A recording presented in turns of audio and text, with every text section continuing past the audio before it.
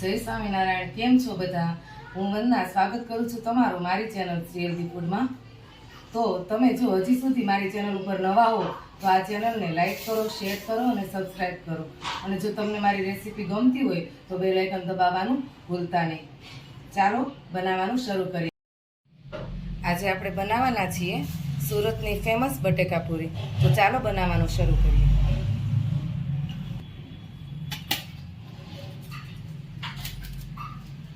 બટેકાપુરી બનાવવા માટે અહીંયા અમે 2 મીડિયમ સાઇઝના બટેકા લીધેલા છે. વેફરમાં મશીનમાં તેને ચિપ્સ બનાવી લઈએ. તમે જોઈ શકો છો આ ચિપ્સને બહુ જાડી નથી રાખવાની, માપની મીડિયમ રાખવાની છે.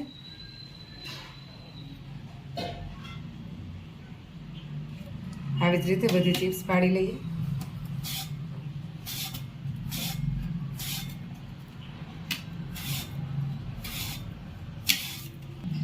ચિપ્સ પડતી જાય એટલે તેને પાણીમાં નાખી દેવાની છે.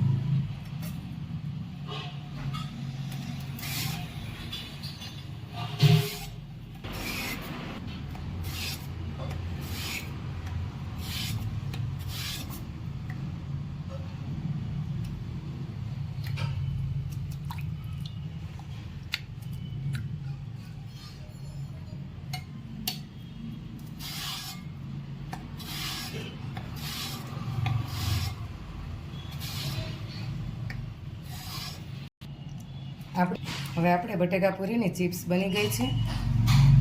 હવે બટેકાપુરી બનાવવા માટે બેટર બનાવી લઈએ.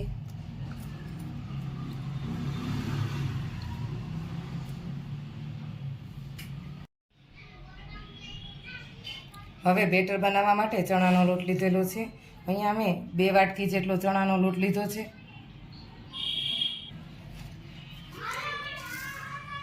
ચણાના લોટની અંદર સ્વાદ પ્રમાણે મીઠું એડ કરશું. મીઠું થોડું વધારે માત્રામાં એડ કરવાનું છે.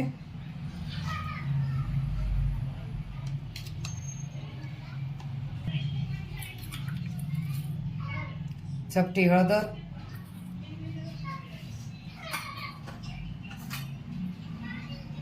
હિંગ,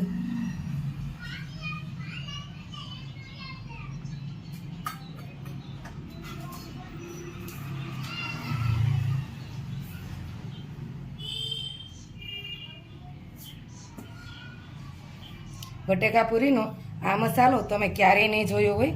આમે અજમા લીધા છે, તેને ચોળીને નાખવાના છે. અજમા, મરી અને કસૂરી મેથીથી બટેકાપુરીનો સ્વાદ 3 ગણો વધી જાય છે.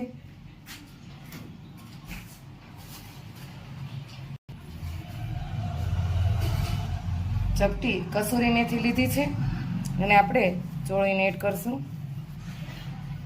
કસૂરી મેથી ઘરમાં ના હોય તો તમે લીલી મેથી પણ એડ કરી શકો છો.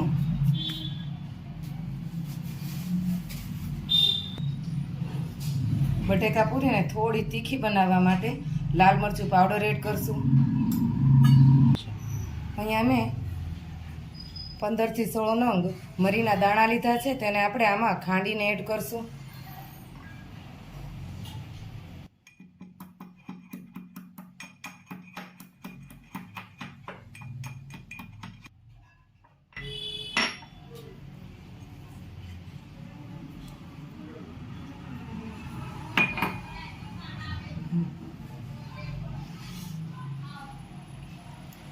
મરીનો આવો અધકચરો પાવડર બનાવી લેવાનો છે.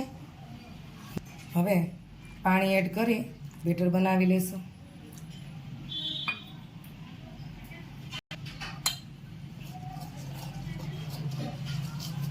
બટેકાપુરીનું બેટર બહુ પતલું નથી કરવાનું.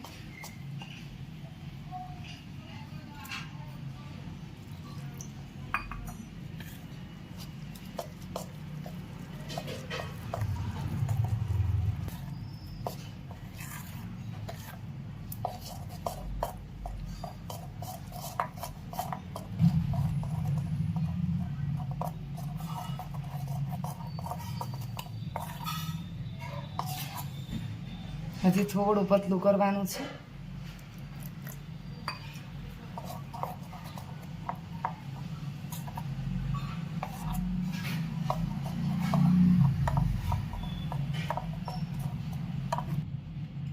તમે જોઈ શકો છો બેટર આપણે આટલું થીક રાખ્યું છે. હવે આને 10 થી 15 મિનિટ માટે સેટ થવા મૂકી દઈશું. ત્યાં સુધીમાં આપણે બટેકાપુરી બનાવવા માટે તેલ મૂકી દઈએ.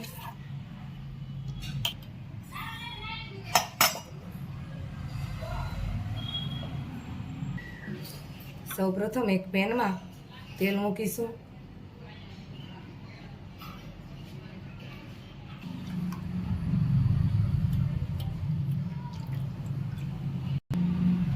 ગેસ ઓન કરી દઈએ.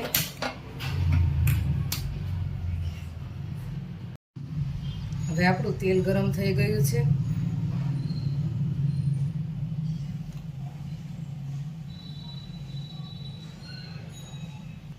હવે આપણે પૂરીને બેટરમાં નાખીને તેલમાં એડ કરશું.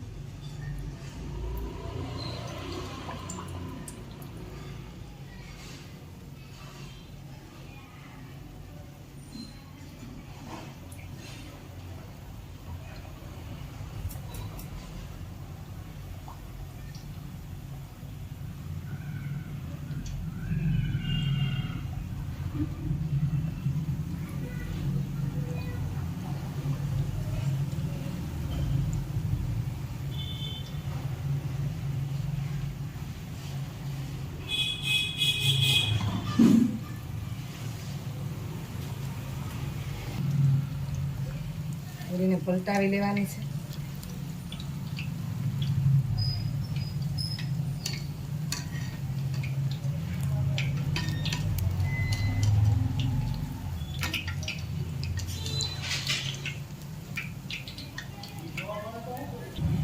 આપણે પૂરીમાં સોડા કે એવું કંઈ પણ એડ નથી કર્યું, તો એ આપણી પૂરી સરસ ફૂલીને દડા જેવી થઈ ગઈ છે અને એકદમ ક્રિસ્પી બનશે.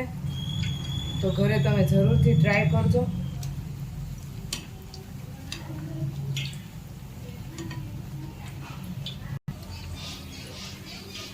પૂરી ક્રિસ્પી ના થાય ત્યાં સુધી આપણે એને તેલમાં રહેવા દેવાની છે, જેથી કરીને અંદર બટેકાની ચિપ્સ છે એ પણ સરસ ક્રિસ્પી થઈ જાય.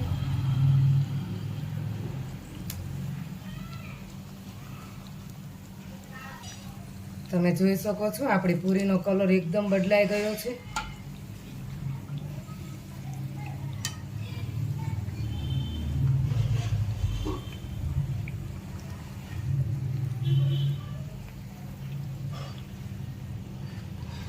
આવી રીતે બ્રાઉન કલર જેવો થાય બસ આ સ્ટેજમાં આપણે પૂરીને ઉતારી લઈશું.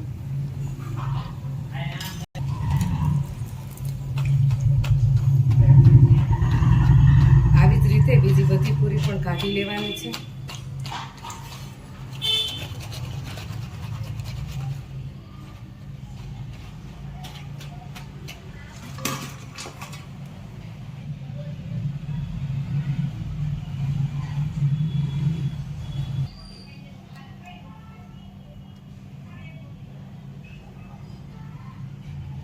બીજી બધી પૂરી પણ ઉતારી લઈએ.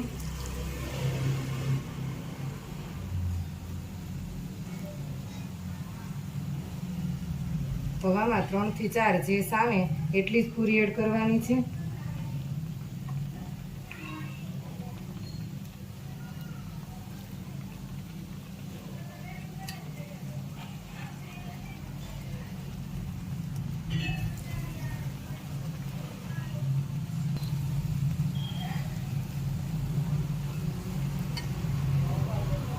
તમે જોઈ શકો છો આપણી બધી જ પૂરી સરસ મજાની ફૂલી રહી છે. આમાં આપણે કોઈ પણ સોડા કે લીંબુ કશું જ એડ નથી કર્યું.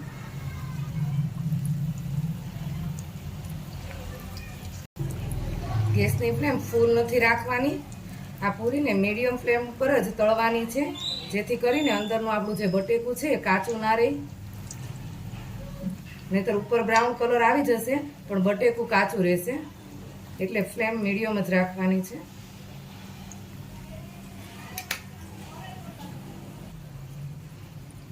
આવી જ રીતે બધી પૂરી ઉતારી લેવાની છે.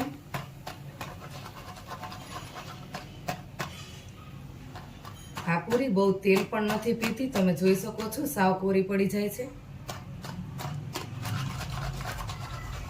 વરસાદની સિઝન ચાલુ થાય છે, તો ચોમાસામાં વરસાદ પડતો હોય ત્યારે ખાવાની મજા પડી જાય એવી આ પૂરી તમે પણ જરૂરથી બનાવીને ટ્રાય કરજો.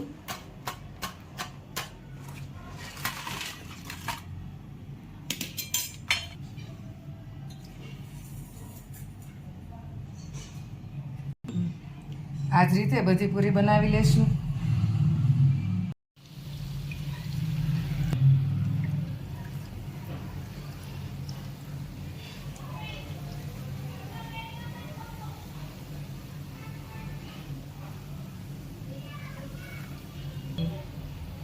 તમે જોઈ શકો છો આપણી પૂરી સરસ મજાની ફૂલી રહી છે. હવે બધી પૂરી આપણી તૈયાર થઈ ગઈ છે. હવે તો આપણે પૂરી સાથે ખાવા માટે દહીંની ચટણી બનાવશું. તમે આને કઢી કે આંબલીની ચટણી સાથે પણ ખાઈ શકો છો, પણ અત્યારે આપણે આની સાથે દહીંની ચટણી બનાવવાની છે.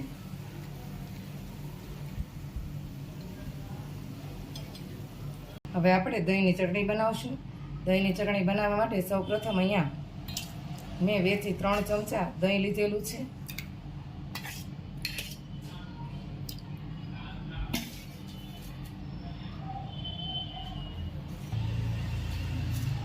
સ્વાદ પ્રમાણે મીઠું એડ કરવાનું છે.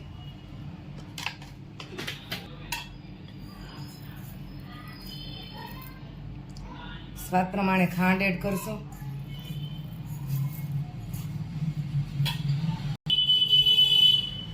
થોડું જીરું પાવડર એડ કરવાનું છે. લીલા ધાણા ઝીણા ઝીણા કાપીને નાખશું.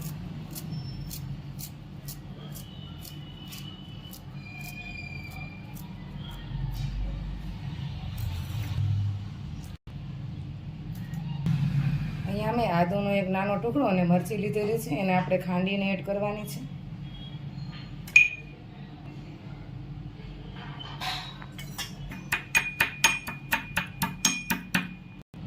હવે આપણે આદુ મરચી ખંડાઈ ગઈ છે, એડ કરી દઈએ.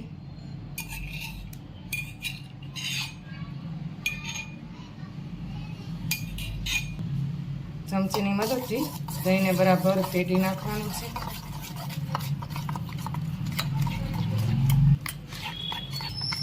બે મિનિટ દહીંને આવી રીતે હલાવશું, જેથી કરીને આપણે ખાંડ નાખી છે તે ઓગળી જાય.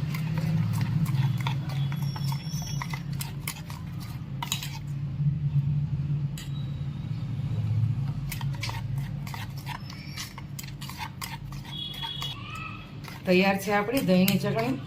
તો ચાલો હવે આપણે સર્વ કરી દઈએ.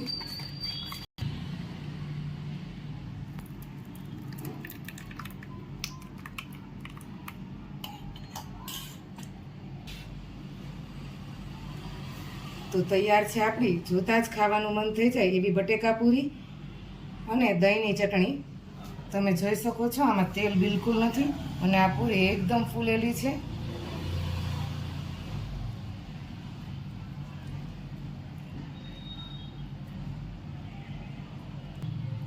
જો તમને મારી આ ચેનલ ગમી હોય તો મારી ચેનલ શ્રી હેલ્ધી ફૂડને લાઈક કરો, શેર કરો અને સબસ્ક્રાઈબ કરો. જો તમને મારા વિડીયો ગમતા હોય તો બેલ આઇકન દબાવવાનું ભૂલતા નહીં. તો ચાલો ફરી મળીએ નવા વિડીયો નવી રેસીપી સાથે. જય સ્વામિનારાયણ.